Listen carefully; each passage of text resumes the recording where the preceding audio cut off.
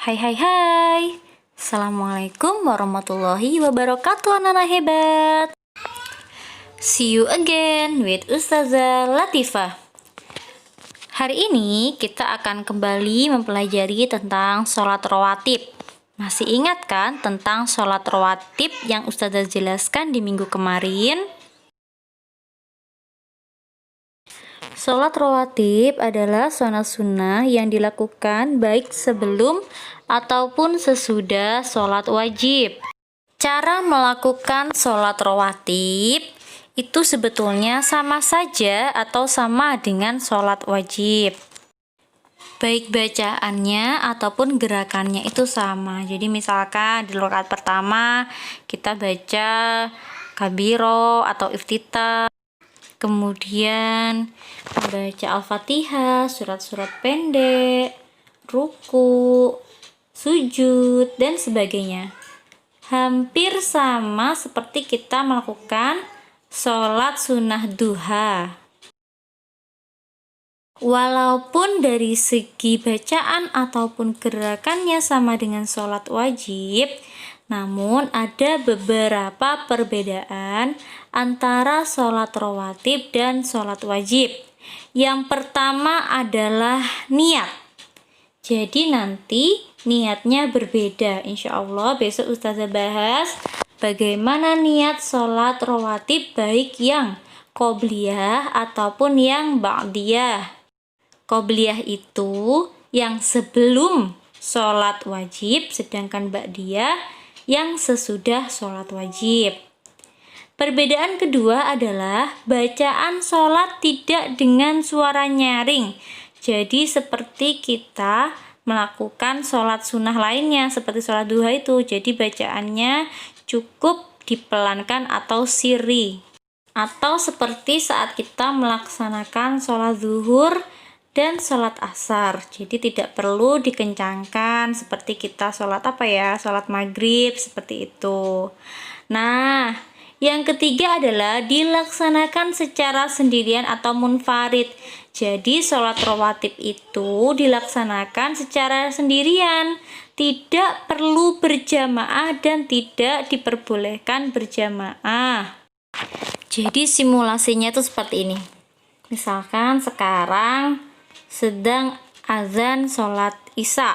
Nah, setelah azan kita berdiri untuk melaksanakan 2 rakaat sholat sunnah qobliyah rawatib sebanyak 2 rakaat. Lalu setelah selesai kita mendengarkan iqomah. Nah, setelah iqomah kita melaksanakan sholat wajib isya. Kalau sholat wajibnya ini boleh dilaksanakan secara berjamaah. Setelah salam dan setelah berdoa dan zikir, kita boleh berdiri lagi untuk melaksanakan sholat ba'diyah isya juga sebanyak 2 rakaat. Nah, itu adalah contoh pelaksanaan sholat rawatib sebelum ataupun sesudah qobliyah ataupun ba'diyah.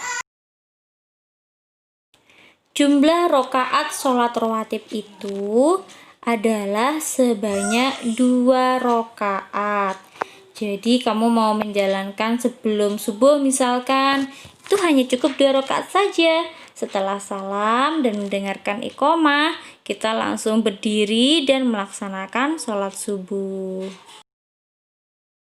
Hampir semua sholat wajib itu mempunyai sholat sunnah rawatib atau pasangannya ya. Jadi sholat rawatib itu seperti pasangan dari sholat wajib.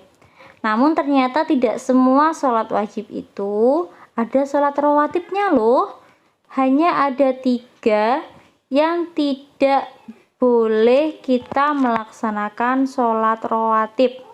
Di antaranya adalah ba'diyah subuh atau setelah sholat subuh. Jadi setelah sholat subuh itu kita tidak diperbolehkan melakukan sholat sunnah rawatib.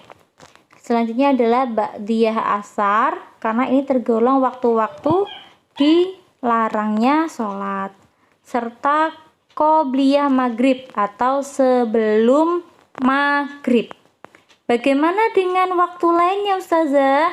Tentu saja boleh. Beberapa sholat rawatib yang diperbolehkan diantaranya qobliyah subuh atau sebelum subuh, kemudian qobliyah dan ba'diyah zuhur, sebelum dan sesudah duhur, kemudian qobliyah asar atau sebelum asar, lalu ba'diyah maghrib atau setelah maghrib, dan terakhir qobliyah dan ba'diyah isya atau sebelum dan sesudah sholat isya. Masing-masing adalah 2 rakaat. Ustazah, kenapa sih harus ada sholat sunnah rawatib?